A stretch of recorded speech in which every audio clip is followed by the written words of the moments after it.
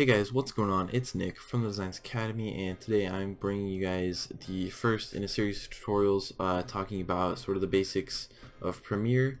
We're going to be using Premiere Pro CC 2017. It's basically the same for all the versions, most of the things I'm going to talk about in this video. If you have any of the current versions of Premiere, you're going to be okay. Maybe later on we get into more of the complicated concepts, it might be a little different, but I'll make sure to let you guys know in the beginning of the video. But in today's episode we're just going to be going through a little bit of a basic walkthrough of some of the layout of Premiere. So when you open Premiere Pro, the newest one, 2017, you're going to be greeted with this screen. We're going to click Start New.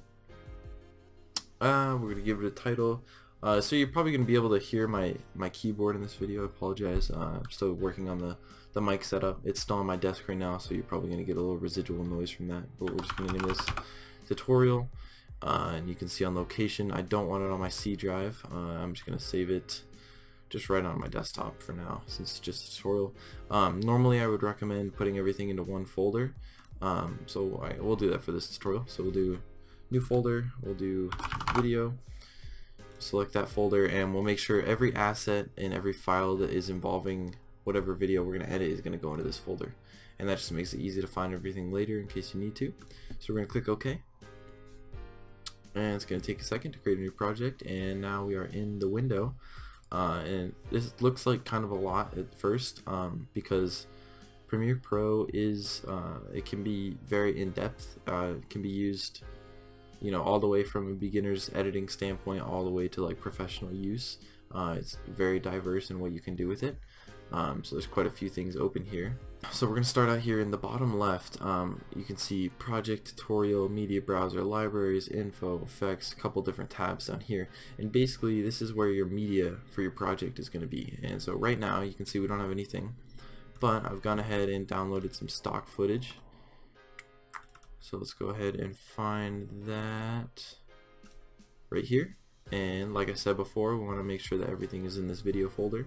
And really you just want to keep all of your assets for a project in one folder, because sometimes, like if something is corrupted or it needs to locate the media again for whatever reason, it's all in the same folder. So you can just click on the folder and click locate, and it'll make it a lot easier in the end, especially once you get into bigger projects like some of the projects that I edit now with videos.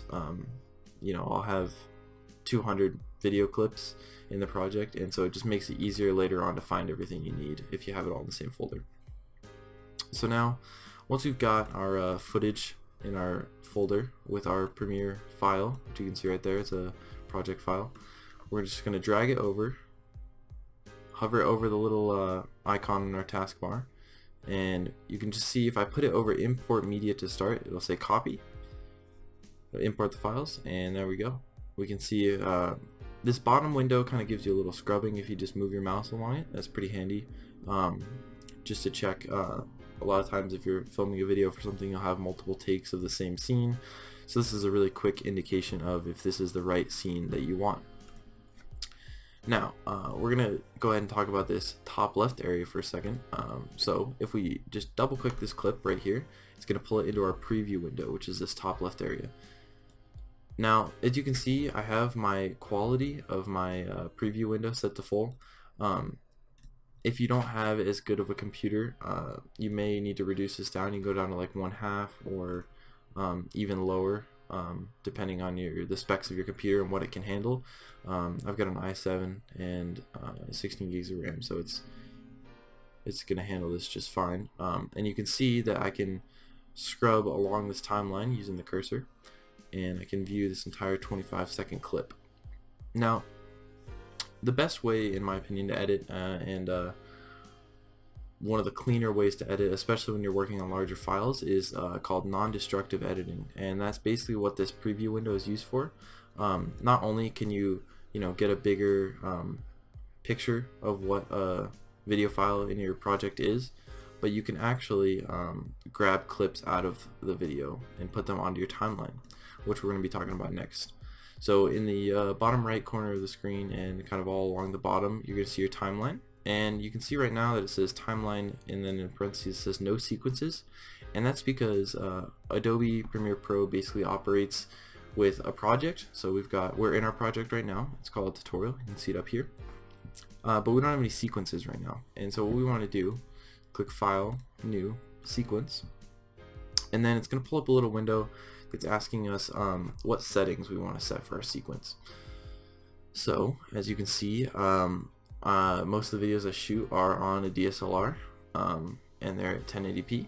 So what we're going to do is open the digital SLR 1080p, and then you can see DSLR 1080p, which is 1080p, the resolution for the file, and then P30. So we're gonna that's just showing us the frame rate that it's going to pick, and you can see it kind of in more detail here.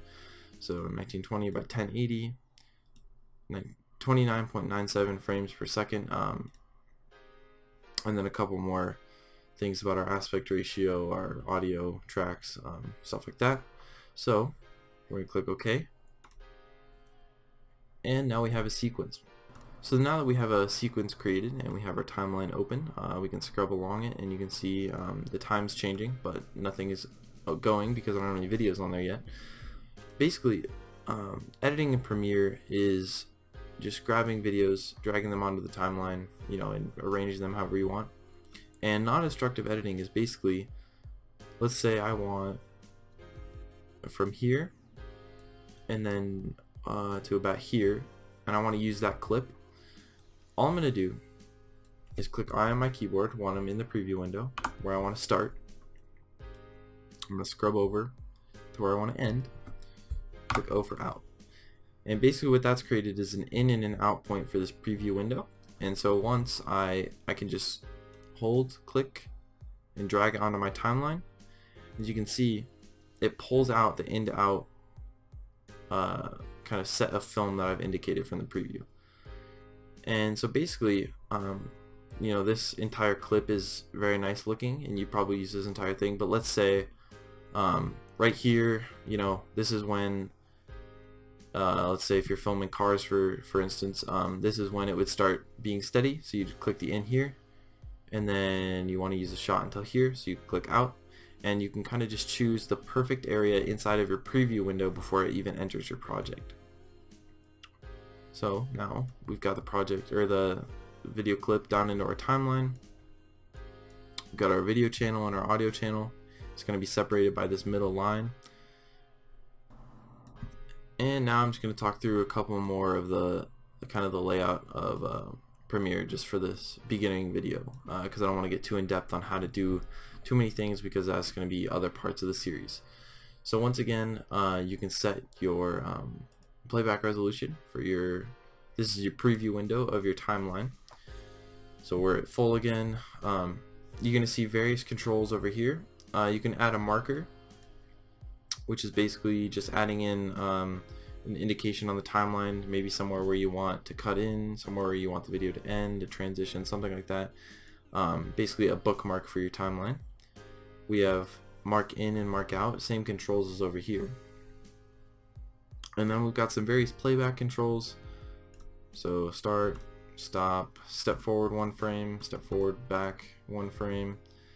Go to in and go to out is basically going to jump. Since I only have 1 clip, I'll drag a couple more of these onto here. If I drag all these clips onto here, basically what these buttons are doing is jumping to the beginning and the end of the entire timeline.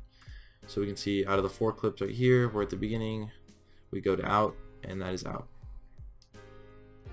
Now, got some other various things you don't need to worry about, because we're getting into some more complicated things you probably won't use for a while. But if we focus our attention down here under the timeline, we've got some other very basic controls. We've got V1 and A1, A2, and A3. And basically all these are it's just labeling your video and audio tracks. I can't remember what the limit is on Premiere. It's pretty high, and you probably won't run into it until you get into some more extensive projects, but it will always label them as either video or audio, and then 1 to whatever number you have. So as you can see here, we've got basically the opacity controller for the video tracks. So if you click this eye, it's gonna hide that track. So you can see I hide the first one, you can't see it anymore. We can lock the track, so basically I can't edit it at all, which is handy if you are done with a section of your edit and you don't want it to get messed up. We've got mute, which is basically the same as toggling the visibility of a layer. You can solo your track, so you're basically eliminating the left and the right audio from stereo audio. A couple other various controls, but really that is the basics for the timeline controls of your layers. Alright, so on our sequence right here to the left, we can see a kind of bar of a bunch of tools. It's kind of similar to Photoshop, where you get a little bar of tools on the left of your screen. And as far as basic editing goes, really I think that 2 of these tools are very necessary, and other than that, at least for very basic editing, you won't need to worry about the rest of these. So I'm just going to show you these 2 tools for this video. The selection tool, which you get to by pressing the shortcut V, is basically your little arrow, your cursor, that you're going to get most of your basic commands within your sequence and the rest of your workspace done with. You can scrub along your timeline, you can select clips to move them, you can grab onto the edge of clips and make them shorter and longer. So basically, I mean, that's going to be your main tool when you're working in your sequence. It's definitely the most used out of all of these. And then the other one that I think is the most useful for basic editing is the razor tool. That's shortcut C, and basically what that does is allows you to cut clips. So if we line it up on the clip and click, you can see that I just cut that clip in half. So let's say I wanted to put this second half after here, and then I can do this, and it's now halved and it's after this clip.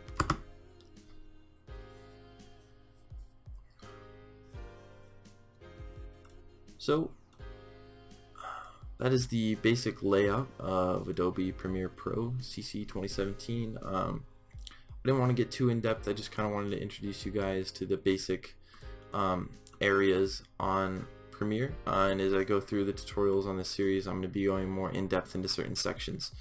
This is just kind of the introduction to all the different areas, kind of what they contain, and I'm going to go by section per videos.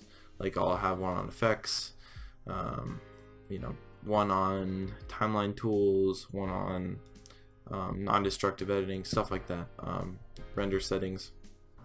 So I hope you guys enjoyed this quick little tutorial. It's the first one back, and I just wanted to get started. Make sure that you leave a comment down below on what you guys would like to see on editing tutorials in the future. Like I said, I'm going to be doing this series of kind of the basics of Premiere, just going through section by section, but if you guys have any specific like effects or transitions that you want me to teach you, I would be more than happy to do that. Just make sure to leave a comment down below, or you can go to the link in the description for our Google Forums where you can request any type of tutorial. So I hope you guys enjoyed this tutorial. It's been Nick from the Designs Academy. Peace.